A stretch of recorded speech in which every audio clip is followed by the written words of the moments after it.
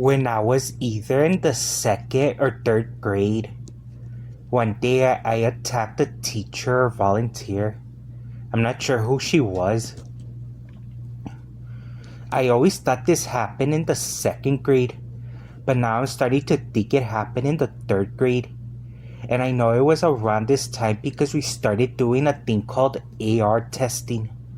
You know, we would check out books from the library and then we would go to the computer and took a quiz on it and we would earn points. And anyone who got 25 or more points would get rewards and privileges and stuff like that. Anyways, since I was in the 25 points club, I was invited to see the Incredibles movie that was being shown at the school's auditorium. However, at some point, there was a kid, later identified as Christian Mora, was bothering me, and he sat in front of me, and then he told me to stop, and I started kicking his chair, and I started growing angrier. Then a lady, who was either a teacher's aide or volunteer, tried to intervene, and I ended up mauling her. You know, I bit her arm, scratched her, and then I was taken out. And I think I got suspended. And either that same day, later on that same day, or after I came back from suspension, I was in the library and I told the librarian that I bit her. And then she asked, she jokingly asked, did you think she was tasty? After that, that lady was never the same. And after that, she wasn't seen again. Then in the summer, during summer school in 5th grade, it was taking place at Lancaster Elementary School. And on this day, we were taking the tax test when we bumped into her. And it turned out she left Marion Manor and was working at LeBaron Park Elementary School. I knew this because one of the kids who was in my class was from that school, and she was telling him that he couldn't be wearing shorts because he was wearing shorts. And me, forgetting what I had done, I told her that it was summer and that we should be allowed to wear shorts. And she started yelling at me, asking me why I was talking to her when she wasn't even asking me. And she was right, I should have just kept my mouth shut. I don't know why I even said that. Honestly, ever since it happened, I felt remorseful about it, wishing I could take it back. And I did want to apologize and ask her to forgive me someday. But when she demonstrated she was still angry at me, I realized what I did was unforgivable. I never saw her again until one day around 2019 when I bumped into her at Walmart. She looked exactly the same and she just looked at me. I still don't know what caused me to act like that, because in either the summer of 2004 or 2005, I suffered a serious head injury, and after that my personality changed. I was becoming more angry and vicious.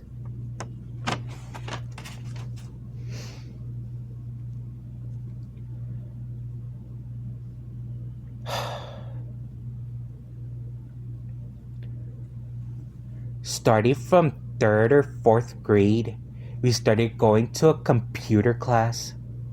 The teacher's name was Miss Coquit.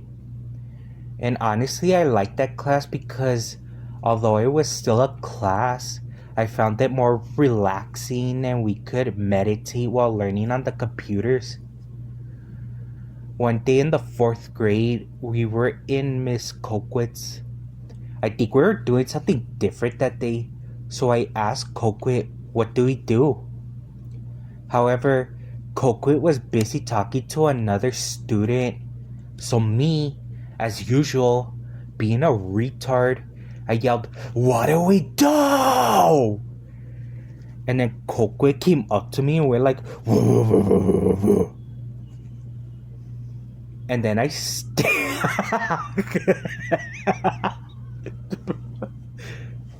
and then I stared at the computer all mad, and I actually found myself making a decision. Should I throw a fit or should I let it go? Because she didn't say anything or do anything to provoke me. Then after a minute, I decided I was gonna yell at her to shut up when I got the chance. So a girl named Diana or something like that asked Coquit something, and I seized the opportunity. And before Coquit could answer, I yelled, "Shut up! Just shut up, okay?" And then I started hitting, scratching, and yelling. And Coquit, she was old, and the veins in her arms were all exposed. So when I scratched her, and I did it right in the vein that was exposed. So Coach Hilton helped her drag me out of the classroom and into the hallway.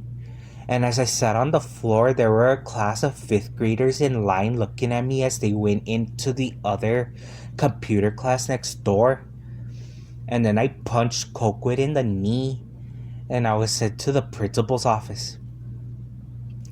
They called my mom, and when she arrived, me, her, Coquit, the counselor, Mr. Rincon, and the assistant principal, Ms. Aguilar, were having a meeting about what happened in Rincon's office. As is typical with teachers, Coquit began twisting the narrative by saying that I was like, "What do we do? What do we do? What do we do?" And I protested her efforts to twist the story to fit a narrative. But Rincon told me to let her finish telling her side of the story. And I was like, no, I'm not gonna let her tell her side of the story. She's gonna be fabricating shit to fit a narrative. And Aguilar told my mom that out of all her years of being a teacher, she never had a student attack her. And I told her straight up, I'm not like other kids. Because even though I was barely 10 years old at the time, my life had been a nightmare. No horror movie could ever compare to all the things I went through. If these teachers thought that their jobs were hell, they hadn't seen anything, because my life at that point was suffering. If they wanted respect from me, they had to earn it, because I've been putting up with more shit than I ever... I've been... At that point, I had been putting up with more shit than they had ever could imagine. You know, from school, home, everywhere. And I wasn't gonna take it anymore. I could give a fuck if they were the biggest, smartest, oldest person on earth. If you disrespect me, I would return the favor. So I got suspended, and it turned out that because I scratched her in the vein, I cut it open and she wouldn't stop bleeding. And because of this, I was no longer allowed to go to Miss Coquit's class. So while everyone else went, I stayed behind. Then it wasn't until the 5th grade, sometime before winter break, when I let what happened sink in and I felt remorseful for it. And I decided to be a man, go to her class and ask to speak to her. She looked at me all scared, and I apologized for the harm I caused, and she told me that she had been awaiting that apology, and I was accepted back into the class. It was actually the first time when I realized that I was being impulsive, or just being stupid, not really thinking about what I was doing or what would happen if I did it. And like I said, I never exhibited such behavior until my head injury, and I just became a different person. My life was a living hell, and I was just learning to fight the demons.